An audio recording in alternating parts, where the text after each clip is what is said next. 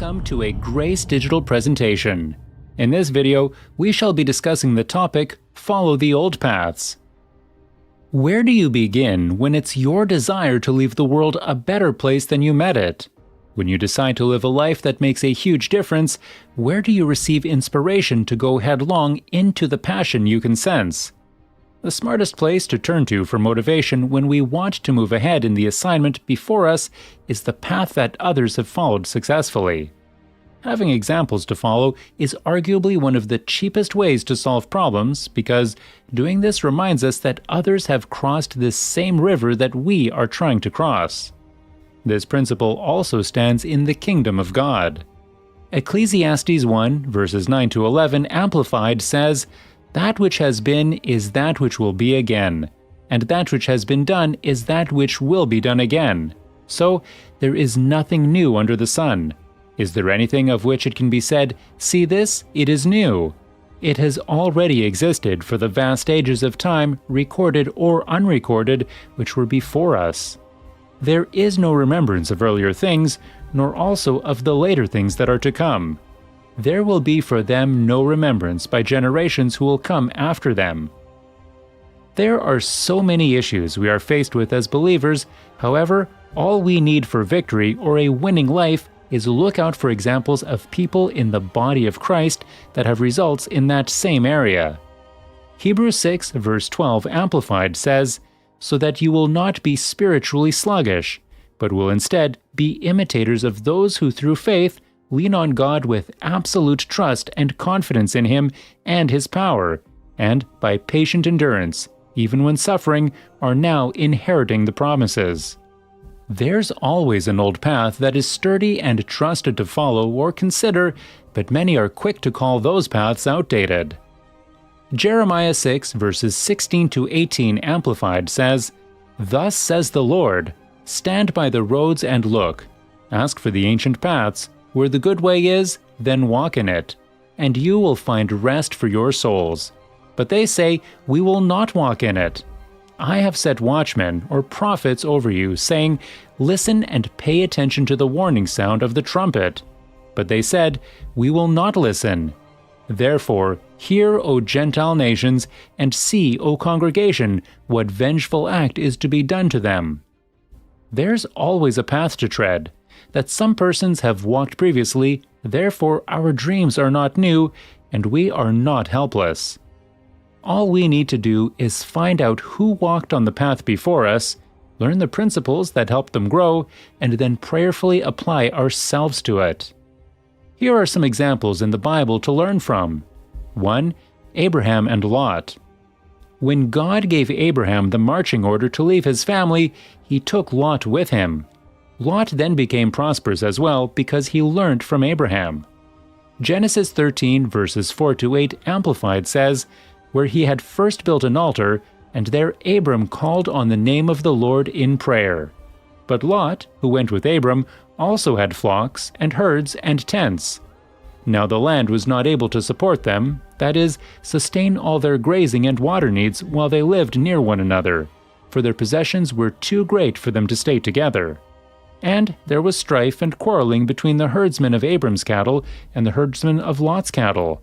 Now the Canaanite and the Perizzite were living in the land at that same time, making grazing of the livestock difficult.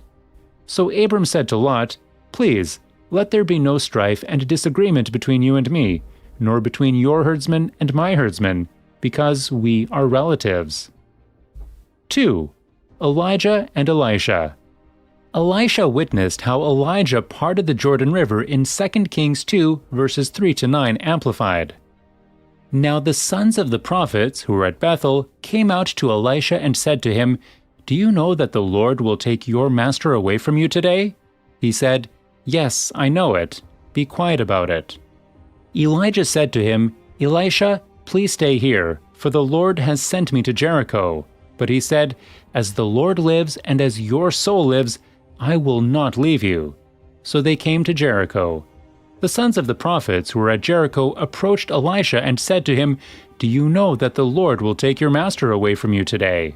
And he answered, 'Yes, I know it. Be quiet about it.' Elijah said to him, "Please stay here, for the Lord has sent me to the Jordan." But he said, "As the Lord lives and as your soul lives, I will not leave you."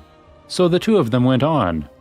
50 men of the sons of the prophets also went and stood opposite them to watch at a distance, and the two of them stood by the Jordan. And Elijah took his mantle, or coat, and rolled it up and struck the waters, and they were divided this way and that, so that the two of them crossed over on dry ground. And when they had crossed over, Elijah said to Elisha, "Ask what I shall do for you before I am taken from you." And Elisha said, "Please let a double portion of your spirit be upon me." When Elisha got to the front of the Jordan River on his way back, he simply did exactly what he saw Elijah do, and the river parted ways for him to walk on dry ground across the river. 2 Kings 2, verses 9 to 14, Amplified says, "And when they had crossed over, Elijah said to Elisha, 'Ask what I shall do for you before I am taken from you.' And Elisha said, 'Please let a double portion of your spirit be upon me.' He said, 'You have asked for a difficult thing. However, if you see me when I am taken from you, it shall be so for you. But if not, it shall not be so.' As they continued along and talked, behold, a chariot of fire with horses of fire appeared suddenly and separated the two of them. And Elijah went up to heaven in a whirlwind. Elisha saw it and cried out, 'My father, the chariot of Israel and its horsemen.' And he no longer saw Elijah. Then he took hold of his own clothes and tore them into 2 pieces in grief. He picked up the mantle of Elijah that fell off him and went back and stood by the bank of the Jordan. He took the mantle of Elijah that fell from him and struck the waters and said, 'Where is the Lord, the God of Elijah?'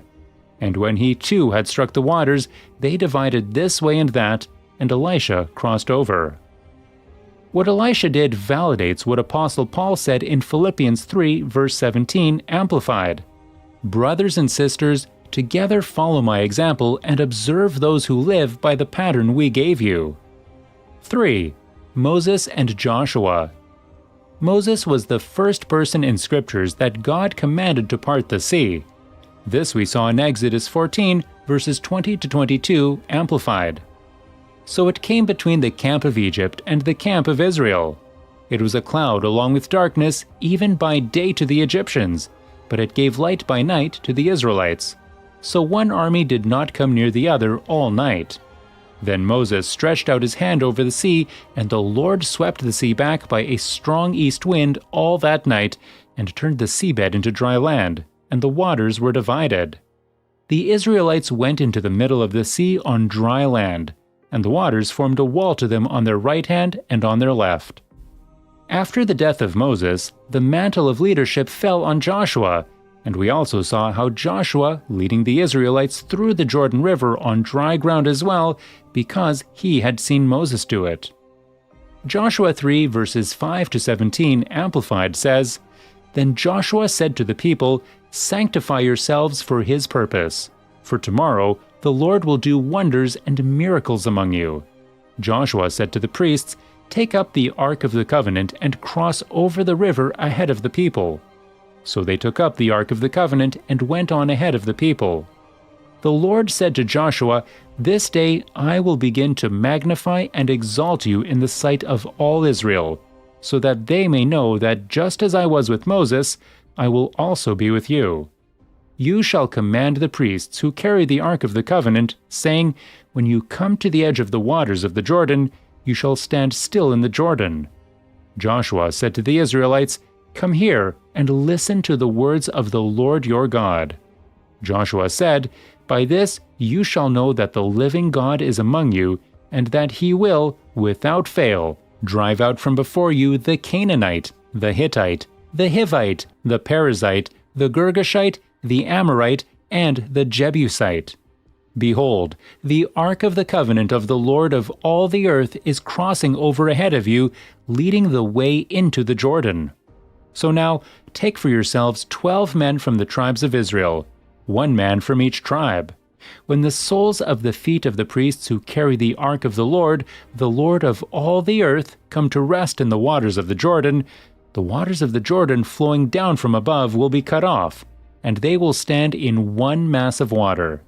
So when the people set out from their tents to cross over the Jordan with the priests who were carrying the Ark of the Covenant before the people, and when those who were carrying the Ark came up to the Jordan, and the feet of the priests carrying the Ark were submerged at the edge of the water, for the Jordan overflows all of its banks throughout the time of harvest, the waters which were flowing down from above stopped and rose up in one mass a great distance away at Adam, the city that is beside Zarethan. Those waters flowing downward toward the Sea of the Arabah, the Salt Sea, were completely cut off. So the people crossed the river opposite Jericho. And while all the people of Israel crossed over on dry ground, the priests who carried the Ark of the Covenant of the Lord stood firm on dry ground in the midst of the Jordan riverbed, until all the nation had finished crossing over the Jordan. Life is not as difficult as many paint it to be. The difficulty they're experiencing stems from their inability to learn from others. 1 Corinthians 4, verses 16 and 17 Amplified says, "So I urge you, be imitators of me, just as a child imitates his father. For this reason I have sent Timothy to you, who is my beloved and faithful child in the Lord. And he will remind you of my way of life in Christ, my conduct and my precepts for godly living, just as I teach everywhere in every church." Moses had undeniable results in his ministry, and by following Moses, Joshua also got his own results. 4. Jesus and his disciples. Jesus started a word of assurance to his disciples in Matthew 4, verses 18 to 20 Amplified. As Jesus was walking by the Sea of Galilee, he noticed two brothers, Simon, who is called Peter, and Andrew his brother, casting a net into the sea, for they were fishermen. And he said to them, "Follow me as my disciples, accepting me as your master and teacher, and walking the same path of life that I walk, and I will make you fishers of men." Immediately they left their nets and followed him, becoming his disciples, believing and trusting in him, and following his example. Following people with results gives you the opportunity to ask questions about things you don't understand, so that you can do it better next time, or anywhere. Matthew 17, verses 14 to 20 Amplified says, "When they approached the crowd, a man came up to Jesus, kneeling before him and saying, 'Lord, have mercy on my son, for he is a lunatic, moonstruck, and suffers terribly. For he often falls into the fire and often into the water. And I brought him to your disciples, and they were not able to heal him.' And Jesus answered, 'You unbelieving and perverted generation, how long shall I be with you? How long shall I put up with you? Bring him here to me.' Jesus rebuked the demon, and it came out of him, and the boy was healed at once. Then the disciples came to Jesus privately and asked, 'Why could we not drive it out?' He answered, 'Because of your little faith, your lack of trust and confidence in the power of God. For I assure you, and most solemnly say to you, if you have living faith the size of a mustard seed, you will say to this mountain, "Move from here to there," and if it is God's will, it will move, and nothing will be impossible for you." A wise man once said, "We see better and clearly by standing on the shoulder of those that have gone ahead of us." Let us pray. Father, I am grateful for everyone that you have put in my path to show me how to grow and achieve impact with ease. Thank you for inspiring and motivating me through their lives. In the name of Jesus, I will keep following those whose lives are full great examples, and I know that I will also get to your predetermined plan for my life also. Amen.